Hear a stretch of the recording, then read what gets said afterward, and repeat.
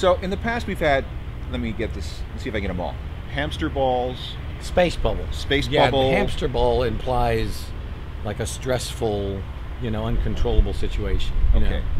That's like the hamster's tortured, Okay, so space bubbles. Space bubble. I come down from space, land gently on the crowd, on top of the crowd, yeah. Okay, mascots, dancers, yeah. I'm not mascots as much as just like freaky dancers in freaky costumes, yeah. What else have we had? There's been balloons, there's been confetti. Yeah. Santa Claus, aliens. Yeah, well, those all switch, like the aliens and the Santa Clauses, that's all just the dancers, yeah. Okay. Yeah. I have to ask about the entrance that you make on this particular tour. Right, yeah. The Cosmic Birth Mother. Yeah, exactly. Can you first of all, what were you thinking?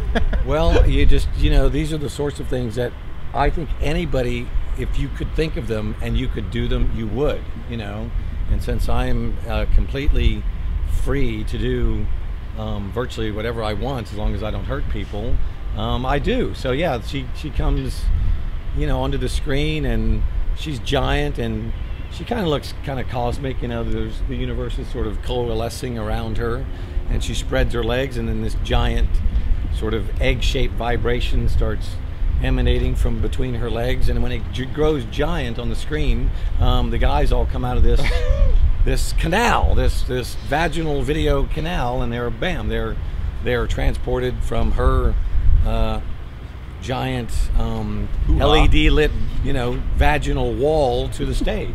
Who wouldn't want that? If you could do that, wouldn't you want that? I suppose. Yeah. So I mean, that's kind of where it goes, no one really cares what we do. I mean, I'm the only one that really cares, so I just do it. See, what's interesting is that we went through a very long period of time where there was no theatricality in rock.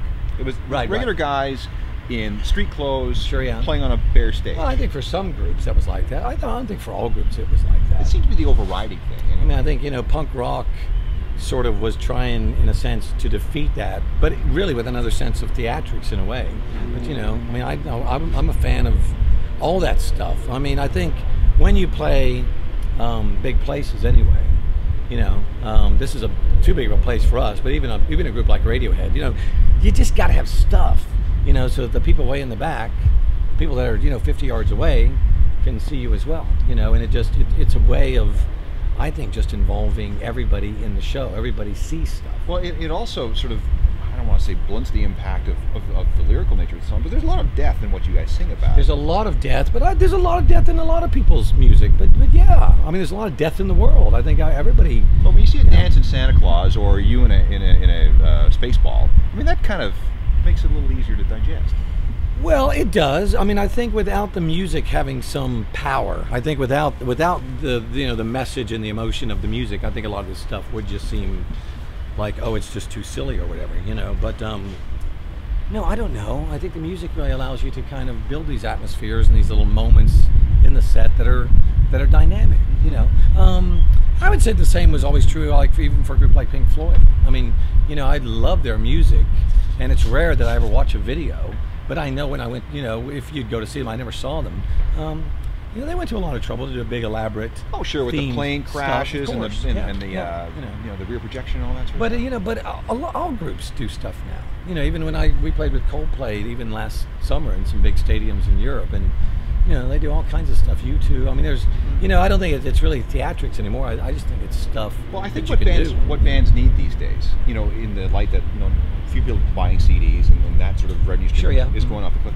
There's got to be this. You got to see this element to a show. But there should have been anyway. Yeah. I mean, regardless of whether their CDs were selling or not, it seems like that should have been always there. I mean, tickets have always cost a lot of money and stuff.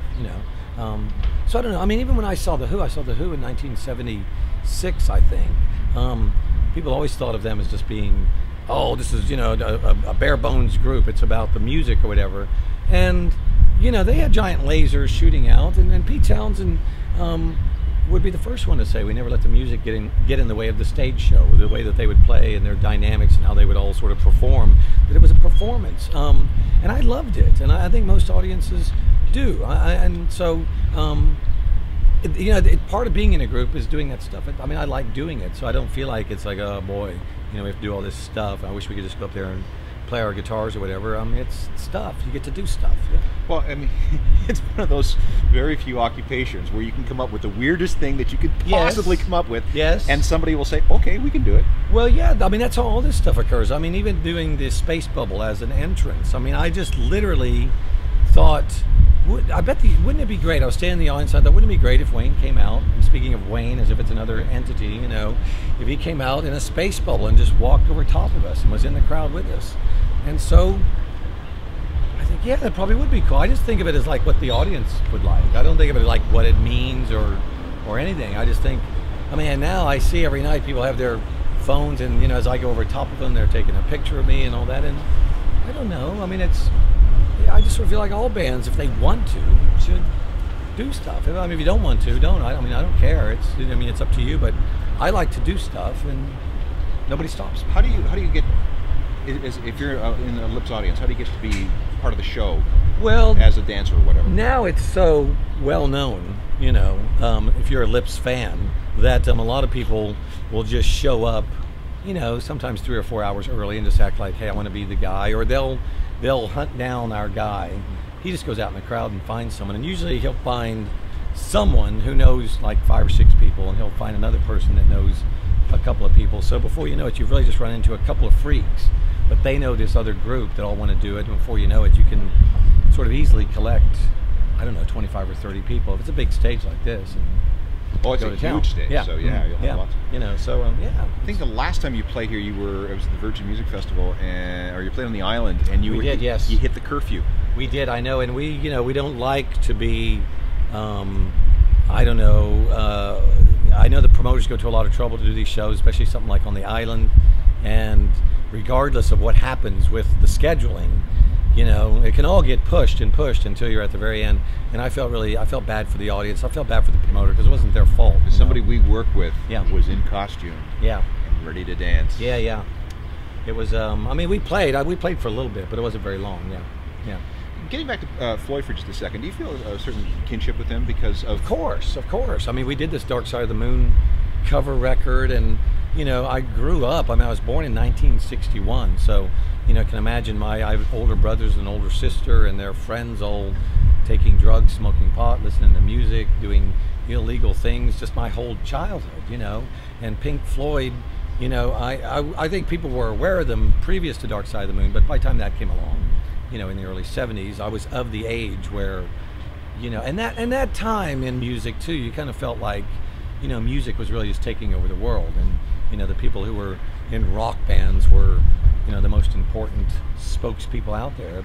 It would have been hard to, you know, not think, damn, that's cool, I want to do that. So, you know, as I grew up, once I got to be like 15 or 16, you know, this idea of being a rock star, being in a group like Pink Floyd or something like that, it's pretty appealing, you know.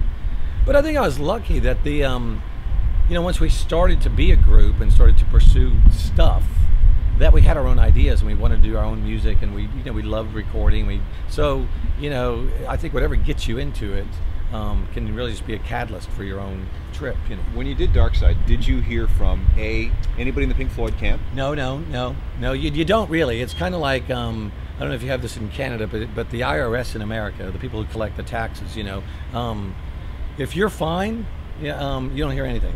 Okay. But if they don't like you, they'll shut you down in a second. How about Floyd purists? Oh well, they. I mean, that's true of all groups, though. I mean, all groups have their fanatics who, if you touch this sacred, sound, they will threaten to come and kill you. But musicians aren't like that. I mean, that's really just diehard fans, and I love that. I love that they can be so absorbed into this music that they kind of feel like no one else can ever touch it. But I mean, it's silly. I mean, I love how Peaches does the declaratory part. Oh, she is. But secretly, she's a great musician. Oh, she is. She grew up just west of here. Super musician. Oh, that's right. Yeah, she's from here. Wow. Yeah, she lives in Berlin now, I think. But she's marvelous. We did some festivals about 5 years ago now, I think, where we were playing Black Sabbath's War Pigs. And she was all on the festivals with us, and I went into her room and said, hey, you want to do this song with us? And so I would sing, generals gathered in their masses, and then she would take the next line, just like witches at black masses. So I mean, she's really a great, freaky musician. Yeah. I mean, that's a difficult part to sing. I mean, it's a great vocal performance, you know, and she's, man. Well, Claire, I think she whipped it off in 20 minutes. Yeah. I bet Peaches just did it in 1 or 2 takes. You can kind of tell there's kind of a freakiness about it. Yeah.